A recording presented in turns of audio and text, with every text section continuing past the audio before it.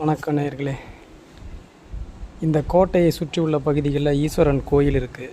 இந்த கோட்டை இருந்த அளவு சுற்றளவு பார்த்திங்கன்னா ஏறத்தாழ 64-65 ஏக்கர் பரப்பளவுன்னு சொல்லியிருந்தாங்க. இன்றைக்கி இந்த இடங்கள்லாம் கிராமங்களாக இருக்குது. கிராமத்து நடுவில் தான் இப்போ இந்த கோயில் இருக்குது.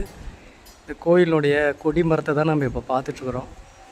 இப்போ இந்த கோயில் இப்போ நடை சாத்தப்பட்டிருக்கு. நம்ம வந்த நேரம் இப்போது மணி என்னன்னா 1 மணி ஆயிடுச்சு. நடை சாத்திருக்கு. இருந்தாலும் நம்ம வந்ததுக்காக இந்த ஒரு பதிவை நம்ம இப்போ கோயிலை பற்றி மேலோட்டமாக நம்ம இப்போ எடுத்துகிட்ருக்குறோம். முன்னாடியே இவர் நந்தி அவர் இருக்கார்.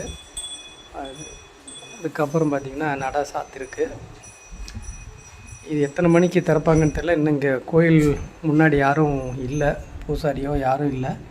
சின்னதாக ஒரு நுழைவு இருக்குது. அதில் நம்ம பார்த்தோம் அப்படின்னா உள்ளே விளக்கு எரிஞ்சிட்ருக்கு, அவ்வளோதான். நம்ம நடை திறந்த பிறகு மறுபடியும் கோயிலுக்குள்ளே போயிட்டு கோயிலினுடைய சில பதிவுகளை நம்ம பார்ப்போம். அதுக்கு முன்னாடி நம்ம இதை ஒரு சின்னதாக ஒரு பதிவு எடுத்துக்கலாம். நந்தி தேவன் இருக்கார், அவர் மட்டும் நம்ம இப்போது பதிவு பண்ணியிருக்கோம். அடுத்த பதிவில் நம்ம சந்திப்போம். நன்றி.